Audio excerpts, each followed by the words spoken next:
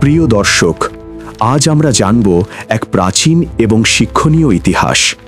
সেই ছোট্ট শিশুটি কে ছিল যাকে বাঘের দুধ পান করিয়ে জীবন বাঁচানো হয়েছিল? কিভাবে সেই ছেলেটি একসময় বাদশাহ সাদ্দাদ নাম নিয়ে পুরো দুনিয়াকে চ্যালেঞ্জ জানিয়েছিল? সবচেয়ে বড় কথা, কেন সে খোদার সাথে প্রতিযোগিতা করে এই পৃথিবীতেই স্বর্গ বানাতে চাইল? আর সেই ৩০০ বছরের পরিশ্রমের ফল, তার তৈরি করা অত্যাচার্য জান্নাত, কেন মাত্র এক মুহূর্তের জন্য সে দেখতে পারল না? চলুন সেই সব রহস্যের গভীরে প্রবেশ করা যাক। শুরুটা হয় গভীর সমুদ্রে। বাদশাহ সাদ্দাদের জন্ম হয়েছিল যখন তার মা একটি জাহাজে পাড়ি দিচ্ছিলেন। কিন্তু হঠাৎ এক ভয়াবহ ঝড় আসে আর জাহাজটি সমুদ্রের অতলে ডুবে যায়। সাদ্দাদের মা অনেক কষ্টে শিশুটিকে একটি কাঠের টুকরোর উপর ভাসিয়ে নিজে জীবন বাঁচানোর চেষ্টা করেন। বিশাল সাগরে তাদের সহায় কেউ ছিল না, একমাত্র সৃষ্টিকর্তা ছাড়া। এই কঠিন পরিস্থিতিতে আল্লাহ আজরাইল আলাইহিসসালামকে নির্দেশ দিলেন মায়ের জান কবজ করতে।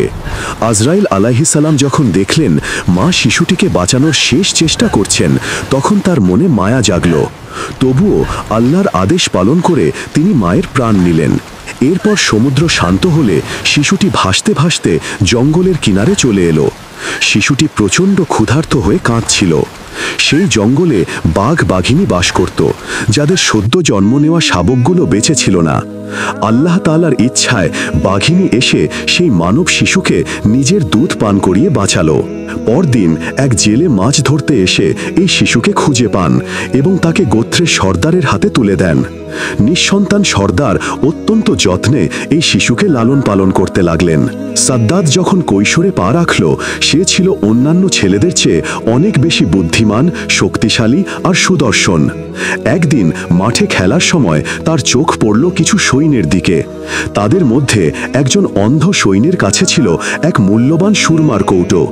সেই সৈন্যরা সাদ্দাদকে বলল সুরমাটি চোখে লাগিয়ে দেখতে। সুরমাটি চোখে দেওয়ার সঙ্গে সঙ্গেই সাদ্দাদের চোখ খুলে গেল, কিন্তু তা সাধারণ দৃষ্টি নয়। সে তখন জমিনের নিচে লুকানো স্বর্ণ, রূপা এবং হীরা জহরত দেখতে পাচ্ছিল। চালাক সাদ্দাদ সৈন্যদের কোনো সন্দেহ না দিয়ে কৌশলে সুরমাটি নিয়ে বাড়ি ফিরল। এরপর সে তার বাবার সহায়তায় ভূগর্ভের সেই বিপুল ধন সম্পদের মালিক হল। কিছুদিনের মধ্যেই সর্দার মারা গেলেন আর তার পালিত পুত্র সাদ্দাদ সর্দার নির্বাচিত হল। সময়ের সাথে সাথে তার অহংকার বাড়তে থাকল। প্রচুর ধন সম্পদ আর প্রশিক্ষণপ্রাপ্ত সৈন্যের জোরে সে দেশের আসল বাদশাকে পরাজিত করে নিজে সিংহাসনে বসল। এক সময়কার অসহায় শিশুটি এখন দেশের সর্বে সর্বা। অহংকারের চূড়ান্তে পৌঁছে সে নিজেকে খোদা হিসাবে ঘোষণা করল। রাজ দরবারে সে নির্দেশ দিল, আজ থেকে কেউ কোনো মূর্তি পূজা করবে না, সবাই শুধুমাত্র সাদ্দাদের পূজা করবে, অন্যথায় মৃত্যু অবধারিত। এই সময়েই আল্লাহর নবী হজরত হুদ আলাইহিসসালাম তার দরবারে এসে হাজির হলেন। নবী নির্ভয়ে সাদ্দাদকে বললেন, হে বাদশাহ, এই অধ্যত্ব বন্ধ করে এক আল্লাহর প্রতি ঈমান আনুন। সাদ্দাদ তখন ক্রোধে উন্মত্ত হয়ে উঠল। হজরত হুদ আলাইহিসসালাম যখন আল্লাহর জান্নাতের অফুরন্ত সুখ, হুর এবং মধু দুধের নহরের কথা বর্ণনা করলেন, সাদ্দাদ তখন উপহাস করে হেসে উঠল। সে অধ্যত্বের সঙ্গে বলল, আমি কেন তোমার আল্লাহর কাছে মাথা নত করব? আমিও তোমার আল্লাহর মতোই জান্নাত বানাতে পারি, আমার সম্পদের কোনো অভাব নেই। হজরত হুদ আলাইহিসসালাম এই মূর্খতা দেখে তাকে সতর্ক করে দিলেন, কিন্তু সাদ্দাদ তাকে তাড়িয়ে দিল। এরপর সে তার মন্ত্রী ও কারিগরদের ডেকে পৃথিবীতেই স্বর্গ তৈরির জন্য উপযুক্ত স্থান খুঁজে বের করার নির্দেশ দিল। উপযুক্ত স্থান খুঁজে পাওয়ার পর সাদ্দাদ একটি ভয়ঙ্কর আদেশ জারি করল। দেশের সমস্ত মানুষের কাছে থাকা স্বর্ণ, রূপা, হীরা এবং মূল্যবান রত্ন রাজকোষে জমা দিতে হবে। তার সৈন্যরা সাধারণ মানুষকে অত্যাচার করে সব সম্পদ ছিনিয়ে নিল। এরপর পৃথিবীর সেরা কারিগর এবং লক্ষ লক্ষ শ্রমিককে দিয়ে কাজ শুরু হলো। নির্দেশ ছিল, বালাখানাগুলোর একটি ইট হবে স্বর্ণের আর অন্যটি হবে রূপার। দিনে রাতে একটানা পরিশ্রমের পর প্রায় ৩০০ বছর ধরে সেই কৃত্রিম বেহেশত তৈরি হলো। সেই জান্নাতের সৌন্দর্য ছিল অবিশ্বাস্য। সেখানে ছিল স্বর্ণ রূপার গাছ, রত্নখচিত পাতা ফল আর কুলকুল শব্দে বয়ে যাওয়া গোলাপ পানির নহর।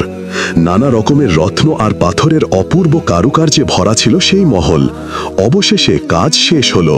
বাদশাহ সাদ্দাদ রাজকীয় পোশাকে তার মন্ত্রী ও বিশাল দলবল নিয়ে সেই স্বর্গদ্বারে প্রবেশ করার জন্য এগিয়ে চললেন। দূর থেকে তার তৈরি করা জান্নাতের ঝলক দেখে তার চোখে আনন্দ অশ্রু নেমে এলো। সে মনে মনে ভাবল, এই তো আমার বেহেশত, এবার আমি এখানে খোদা হয়ে বসব। কিন্তু যখন সে বেহেশতের দরজার প্রায় কাছে, ঠিক তখনই আল্লাহ আজরাইল আলাইহিস সালামকে আদেশ দিলেন, যাও বাদশাহ সাদ্দাদের জান কবজ করে নিয়ে এসো। আজরাইল আলাইহিস সালাম এক সুপুরুষ যুবকের বেশে দরজায় দাঁড়ালেন। সাদ্দাদ জিজ্ঞেস করল, তুমি কে? যুবকটি শান্ত কণ্ঠে উত্তর দিল, আমি মালাকুল মউত, আজরাইল ফেরেশতা, তোমার সময় শেষ। সাদ্দাদ ভয়ে কাঁপতে লাগলো। সে চিৎকার করে সৈন্যদের ডাকল, কিন্তু দেখল তার সব সৈন্য, মন্ত্রী, উজির সবাই নিশ্চিহ্ন। সে করুণ কণ্ঠে আজরাইল আলাইহিস সালামের কাছে আকুতি জানালো, দয়া করে এক মুহূর্ত সময় দাও, এত সাধ করে যে বেহেশত বানালাম একবার শুধু ভেতরে উকি দিয়ে দেখতে দাও। কিন্তু আজরাইল আলাইহিস সালাম তাকে এক পাও এগোতে দিলেন না। সেখানেই সাদ্দাদের জান কবজ করা হলো। আর সাথে সাথেই এক বিকট আওয়াজে তার তৈরি করা সেই সাধের বেহেশত মাটির সাথে মিশে ধূলিসাৎ হয়ে গেল। পৃথিবীর বুকে অহংকারী সাদ্দাদের আর কোনো চিহ্ন রইল না। আজরাইল আলাইহিস সালাম পরে আল্লাহকে জানালেন, তার দুটি মানুষের জান নিতে কষ্ট হয়েছিল। একজন ওই সমুদ্রের শিশুটির মা, আর অন্যজন এই সাদ্দাদ, যে তার জান্নাতে ঢোকার মুহূর্তেই মারা গেল। তখন আল্লাহ জানালেন, এই সাদ্দাদই সেই শিশু যাকে তিনি সমুদ্র থেকে বাঁচিয়েছিলেন। কিন্তু সে বড় হয়ে আল্লাহর নাফরমানি ও অহংকার করায় আল্লাহ তাকে তার ফল দিয়েছেন। প্রিয় দর্শক, এই ঘটনা আমাদের শেখায় যে আল্লাহর দেওয়া নিয়ামতকে অস্বীকার করলে, অহংকার করলে এবং ক্ষমতা পেয়ে সীমালঙ্ঘন করলে তার পরিণতি হয় ভয়াবহ। আমাদের উচিত সকল প্রকার অহংকার, লোভ ও খারাপ কাজ বর্জন করে আল্লাহর দেখানো সহজ পথে চলা। আল্লাহ যেন আমাদের সকলকে সেই তৌফিক দান করেন। আমিন।